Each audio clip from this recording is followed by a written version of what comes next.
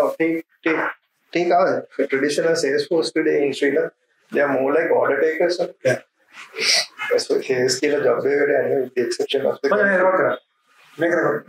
with the exception of the guys like insurance guys who should really go and convince or something. The guy who goes on FMCG sales is a guy who's, you might as well send a cleaner with the order book. But the guy doesn't do anything more than write the order down at the shop and get the driver to unpack the stuff. Doesn't look at cross-selling, upselling, any of those things. Do they actually create a relationship with the shop owner, for example, to see where did it move, whatever. I mean, I've spoken to some of the companies where they've said, I need an application to tell these guys to say, right, if you're selling today 90,000, if you do 120,000, I'll give you this free. And those are things that, these bundling into, that's a B2B sale. You're selling to the shop front. That's never done. So let's flip this up. Most probably in your recent past, because deals for your company, maybe you've broken it. Maybe most of the boardroom sales pitches would have been part of it. Yeah. Now that almost tells us that you need a CEO at the highest level of B2B. Or is that the truth? Well, certainly when it comes to a multi-million-dollar thing. Yeah. But then it shouldn't be. But my point is, you being there, what does it do? What are the components that you put in to that deal that finally is what has to be cascaded down, right? But what makes it work at a B2B sale at the highest level in a boardroom? So if I go back to the experience of telco, we used to work for this American company, which was a single product company. Okay. And during the time I spent in the company, we sold $34 million worth of equipment to the telcos. Right. One of the things I saw was what was helping me was I used to work in the telco industry. Yeah. So being at the other end of the table, trying to sell something, was I knew what this guy was thinking. Absolutely. And what was making him tick, what his pain points are. So from my circumstances that help. I don't think everybody can go through that cycle. Yeah, but that's the point. Like if I was up against you, let's say I was a guy coming from a sales background, and I'm the same boardroom, and you're there, and you come with years of experience of having a telco background. Yeah. I mean, then shouldn't everybody have that to be able to be there? If you really ask the question, there's no shortcut to understanding somebody's business deeper, right?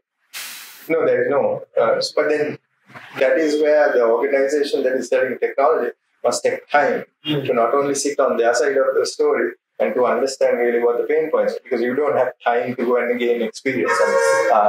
So the example I was telling you about, when I sold $34 million, I upstaged one of the biggest telco equipment companies who was very well established and took their business from several $1 million to almost nothing. They were only selling replacements because I virtually replaced them, right? So, but I'm not saying that's an achievement on my part, but then it was a relationship that I could achieve with the other guy. So it's an insight-based, knowledge-based relationship. Right. So if you list down and prioritize what really worked in that deal, $34 million deal, here you are up against a giant trying to cut that, right? You have the telco experience and expertise that you brought in the table.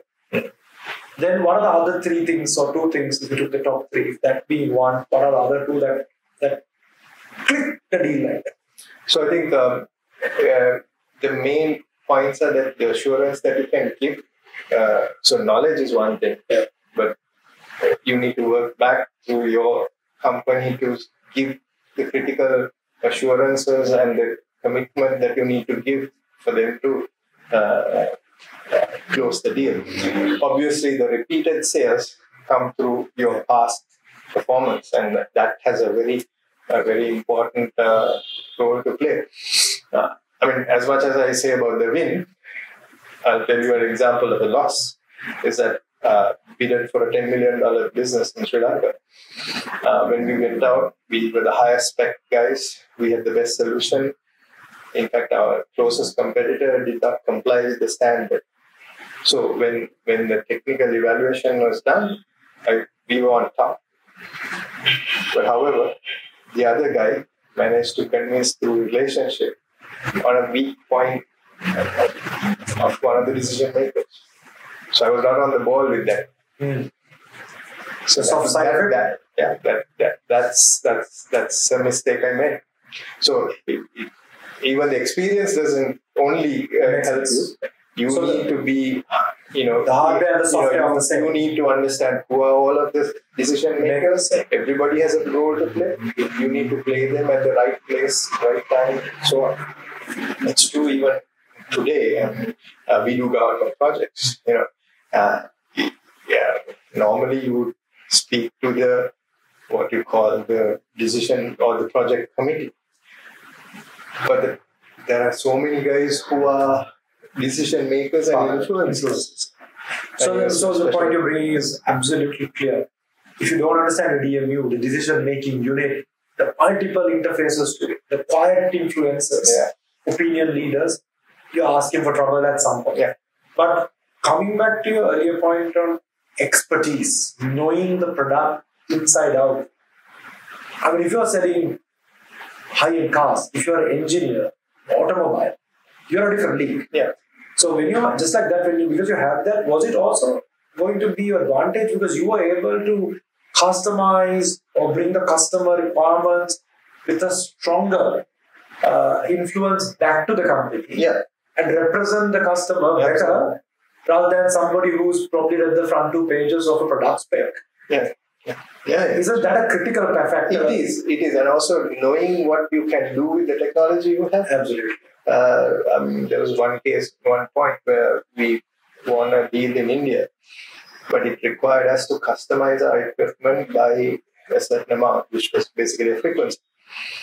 Now, I being an engineer, I was pushing it, but the guys in my factory in Israel were saying, no, this is not our standard product. And I said, don't give me that. Because you have built this for this. I'm sure you're quite capable of shifting it by 0.25 megahertz. And they did. And when we did that, we were the only product out there in the market.